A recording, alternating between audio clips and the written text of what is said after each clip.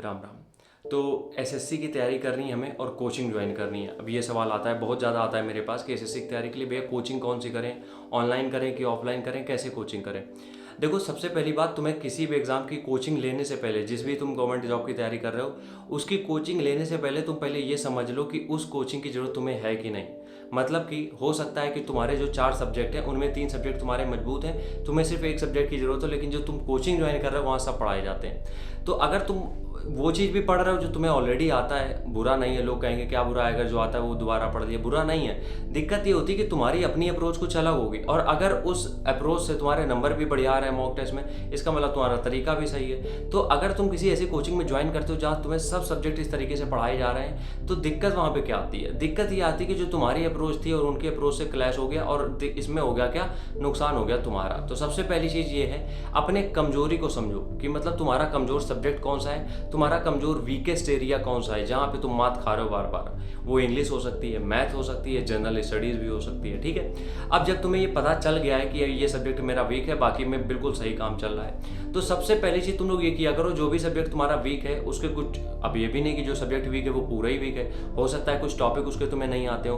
तो जो टॉपिक नहीं आते हैं, एक बार गूगल करके देखो, एक बार यूट्यूब करके देखो, क्या पता उनके प्रॉपर सोल्यूशन मिल जाए जो तुम्हें कोचिंग मिलने जा रहे हैं। क्योंकि ये होता है, एसएससी के मामले में खासकर होता है कि जो चीज़ें तुम्हें नहीं आ रही वो अक्सर तुम्हें यूट्यूब पे मिल जाएगा फ्री में। ठीक है, तो हो सकता है कि तुम्हारे वो काम में आ जाए। तो अगर वो फ्री में मिल रहा है तो फिर कोचिंग की जरूरत है नहीं। लेकिन अब दिक्कत क्या आती है कि जैसे हमें ये लगता है कि हमें जैसे मैथ पढ़नी है, ठीक है, और हमें एसएससी के बहुत सारे एग्जाम देने हैं, तो हमें ये लगता है कि एक बार हम इसको कंप्लीट कर लें, उसके बाद मेरा सिलेबस खत्म हो जाएगा, फिर हम कोई भी एग्जाम देते रहते हैं। तो सबसे पहली बात, टीचर वो चूज करो जो चिल्ला ना रहे हो। सबसे पहली बात ध्यान रखना, हम सिर्फ मैथ को लेकर चलते हैं, अभी तुम्हारी बाकी सब्जेक्ट में अलग राय हो सकती है।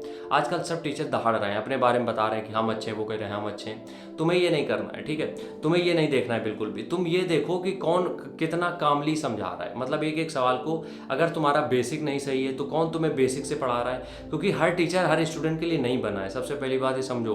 तो फ्री वीडियो लेक्चर जो यूट्यूब पे है उनके देखो जाके कि वो उनके पढ़ाने का तरीका किस तरीके का है। कहीं ऐसा तो नहीं है वो तुम्हारे लेवल के बहुत ऊपर से शुरुआती कर रहे हैं, बहुत तुम्हारे ऊपर के लेवल से, तो तुम्हारे ऑलरेडी बाउंस मारेगा। या फिर कोई ऐसा तो नहीं है जो कि जो तुम्हें ज़्यादा आता है वो एकदम लोअर से स्टार्ट कर रहे हैं, जहाँ तुम्हें तक पहुँचने में उनको 3 महीने लग जाएंगे।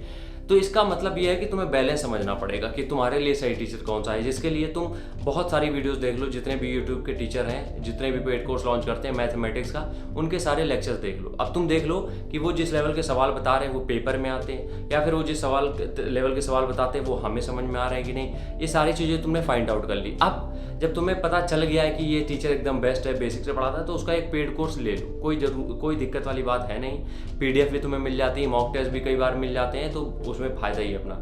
एक बार कोर्स ले लो, 6 महीने या 8 महीने का उनकी पूरी तैयारी होती है। 6 महीने 8 महीने तुमने रगड़ के मेहनत करके वो टॉपिक अपने तैयार कर लिए। ठीक है, 6-8 महीने रगड़ के तैयारी करके वो अपने सारे टॉपिक तुमने तैयार कर लिए। अब जब तुमने वो टॉपिक तैयार कर लिए तो उसके बाद दूसरे साल तुम दोबारा कोचिंग नहीं ले सकते हो। क्यों? क्योंकि तुम्हारे बेसिक से सारे कॉन्सेप्ट क्लियर हो चुके हैं। ठीक है, और सवाल हर साल बदलते रहेंगे। ऐसा नहीं कि तुमने अगले साल कर ली तो अगले साल वही रहेगा, नहीं, फिर बदलेगा। तो क्या कोचिंग लेते रहोगे? नहीं। तो कहने का मतलब ये है, कोचिंग सिर्फ एक बार लेनी है। एक बार अपना बेसिक मजबूत कर लो और कॉन्सेप्ट समझ लो। एक बार का सिलेबस खत्म हो जाए उसके बाद कोचिंग बंद कर दो, सेल्फ स्टडी पे आ जाओ। मेरे कहने का मतलब आखिरी में बस इतना सा है कि अगर कोचिंग करनी है तो पर्टिकुलर सब्जेक्ट की करो। सारे सब्जेक्ट की कोचिंग लेने की जरूरत नहीं है अगर तुम्हारा सब कुछ अच्छा चल रहा है तो। राम राम।